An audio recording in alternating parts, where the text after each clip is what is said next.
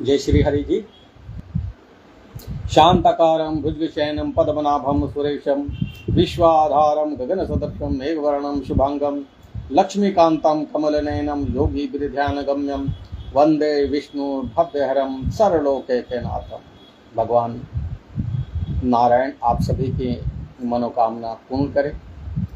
इस सावन के महीने में जो लोग उपवास करके बैठते हैं सोमवार के दिन, उन सभी के लिए एक तो दुआएं सुनिएगा। कल का दिन बड़ा महत्वपूर्ण है। सबसे बड़ी बात, कल त्रयोदशी है। भगवान शिव के विवाह की तिथि के रूप में हम हर मास में त्रयोदशी के दिन में अभिषेक करते ही हैं, लेकिन सावन के महीने में कावड़ के जल को लेकर लाखों लोग, आपने देखा होगा, लाखों लोग शिवलिंग पर अभिषेक करते हैं। लेकिन मुहूर्त तो कल के दिन बहुत जरूरी होता, पर लेकिन अगर मुहूर्त 9 बजे से और थोड़े से समय के लिए है तो सभी लोग तो नहीं कर पाएंगे। ऐसे में क्या होता है कि हम सभी लोग, आप देखिए, कोई व्यक्ति 4 दिन के लिए पैदल चलता है, कोई 1 हफ्ते के लिए चलता है। और मैंने देखा है, जब लोग हम मेडिकल कैंप सावन के महीने में लगाया करते थे, हमारा दिल्ली से लेकर गंगोत्री तक जो है मेडिकल कैंप चलता था। और विशेष रूप से हमारा जो कार्य शुरू होता था वो कालिका तप्पड़ यानी ऋषिकेश के ऊपर की चढ़ाई से शुरू होता था, और गंगोत्री और गोमुख तक हम मेडिकल कैंप के जरिए दवाइयों का काम करते थे।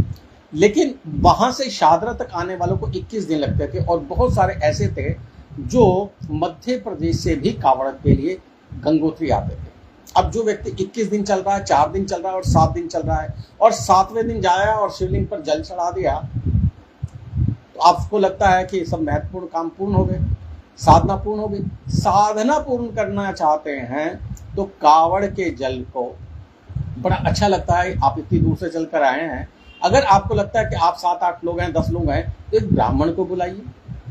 पारद का शिवलिंग हो आपके पास, बड़ी अच्छी बात है। नहीं हो तो मिट्टी का शिवलिंग बनाया जाता है, जिसे हम बोलते हैं पार्थिव शिवलिंग। पार्थिव शिवलिंग का निर्माण करके आप उस पर 16 मंत्रों से या पूर्ण रुद्राभिषेक के उस गंगा जल को यदि चढ़ाते हैं, अर्पण करते हैं, तो अनंत कोटि फल तो निश्चित हो जाता है। और ये मान लीजिए कि आपकी कावड़ पूर्ण हो गई। अब आपने देखा होगा कि बहुत सारे लोग हरिद्वार से जल ला रहे हैं, अपने नज़दीकी मंदिर में जा रहे हैं, या फिर जो है तीर्थ स्थान पर जा रहे हैं। बहुत सारे लोग ऋषिकेश चले जाते हैं, बहुत लोग केदारनाथ चले जाते हैं। लेकिन जाना महत्वपूर्ण हो सकता है, वहां पर स्थान प्रधानता हो सकती है, लेकिन भाव प्रधानता नहीं हो पाती है। श्रद्धा की प्रधानता हो सकती है, लेकिन भक्ति की प्रधानता वहां नहीं हो सकती। भक्ति की प्रधानता ये कहती है कि कोई भी पूजन यदि सही मायने में सही कर्म के अनुसार किया जाए तो फलदायी होता है।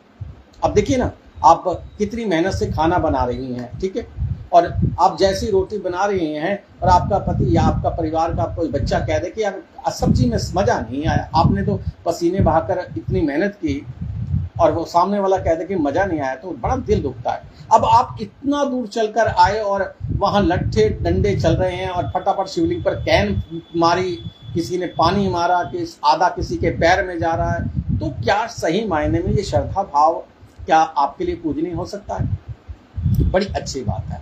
आप जल लेकर आए हैं, कोशिश ये कीजिए कि सभी जगह हर मंदिरों के पास में ब्राह्मण आपको मिल जाते हैं, और वहां के ब्राह्मणों को भी चाहिए कि जो कावड़ लेकर आ रहे हैं ना, उन लोगों को इकट्ठा बनाकर उनका संकल्प कराया जाए, और पूर्ण रूप से उनके हाथ में श्रृंगी देकर, श्रृंगी नहीं है तो आप साधारण रूप से लोटे की धार बनाकर भी शिवलिंग पर 16 मंत्र तो कर ही सकते हैं।